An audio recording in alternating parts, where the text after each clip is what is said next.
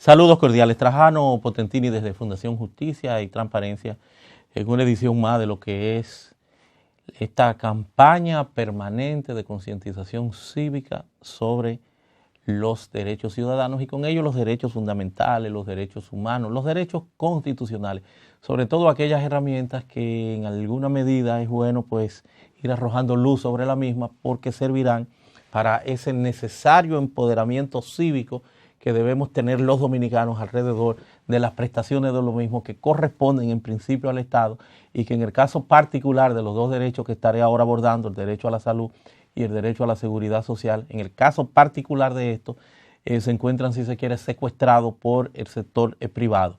Lo que yo tengo que decirles a ustedes es que estos son derechos fundamentales que están considerados, están tipificados, están previsto en el título 3 de nuestra Constitución, en los artículos del 37 al 67, que es el que trae consigo el catálogo de derechos fundamentales. Eso significa que lo mismo ameritan de una prestación, de una atención especial por parte del Estado dominicano y que están concebidos concretamente el derecho a la salud y el derecho a la seguridad social en el artículo 60 y derecho a la salud en el 61, y que uno y el otro en alguna forma se complementan. Pero el sistema privado, llámese ARS, Aseguradora de Riesgo de Salud, y AFP, de fondos de pensiones, pues lo tienen secuestrado y en una intermediación grosera, que es lo que se está verificando, es lo que se está dando en la República Dominicana, pues vemos cómo esto parecería esfumarse, pese a que la Constitución del 2010 se encontró con una situación de mucha dificultad porque ya se había instaurado desde el año 2001 lo que sería el sistema de seguridad social con la ley 87-01. Ya veníamos sorteando esa barbaridad por una cantidad apreciable de años. Ya estaba todo, esto se había fraguado, esto se había ya entronizado en el país, este secuestro, y más aún con lo que fuera pues la denominada llamada política neoliberal que propugnó, que planteaba de que el Estado no era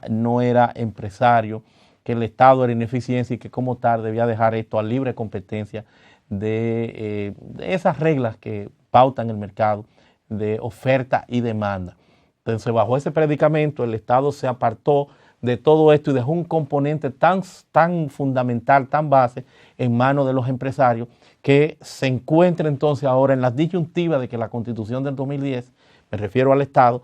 impone de que sea el Estado que garantice esto, incluso con la categorización de derecho fundamental dentro de lo que es el Estado social y democrático de derecho, una palabra instrumental, una palabra que atraviesa todo el contenido de nuestra vida y por qué no de la propia Constitución, y que tendrá que ser mencionada aquí en reiteradas oportunidades. El artículo 7, que es lo que adopta esto, y cuando hablamos de Estado social, solo ese componente pues supone un sinnúmero de derechos de naturaleza de raigambre social, como es el derecho a la vivienda, al trabajo, a la discapacidad, la gente de la tercera edad,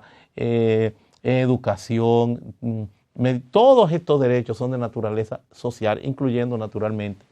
el tema de la salud y la seguridad social. Pero ya esta redimensión que le da en principio la Constitución, la nueva Constitución del 2010, en manos de lo que sería ya fundamentalmente pues el Estado hacerse cargo con esto, se encuentra con este secuestro donde ya no hay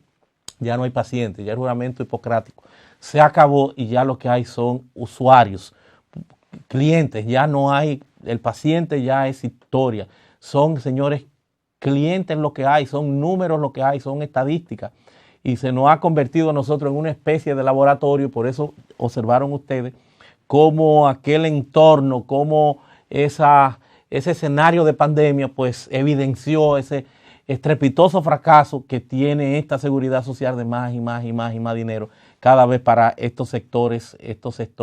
que se mantienen en pugna con colegio médico y con otros estamentos que han despertado y que ven que esto es una estafa. ARS y AFP, que son las que manejan esos derechos que debemos nosotros exigir, porque le corresponde, le toca al Estado dominicano garantizar esas prestaciones. Por eso hay las denominadas o llamadas garantías jurisdiccionales, donde entra el amparo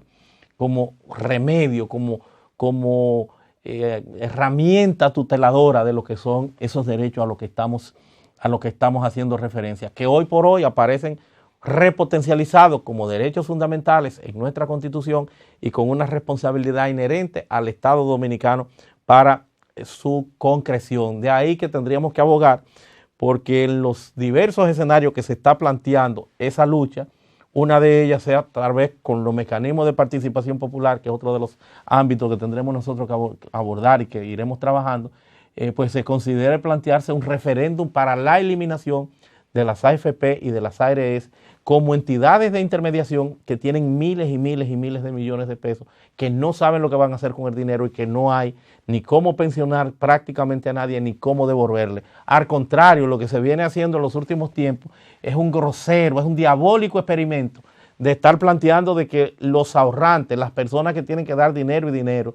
todos los meses, estarían perdiendo lo que es ese ahorro. Un aspecto que no se debió ni siquiera considerarse ni plantearse, y eso se está dando, aunque te den muchas explicaciones, que el dólar y demás, pero lo cierto es que ha devenido en una estafa. Entonces hay que ponerle ojo, artículo 60, artículo 61, lo que son los derechos fundamentales de la seguridad social y de la salud en esta campaña cívica de concientización sobre ese empoderamiento que requerimos y necesitamos los dominicanos para saber que la Constitución garantiza nuestros derechos y que debemos exigirlo y reclamarlo. Hasta la próxima.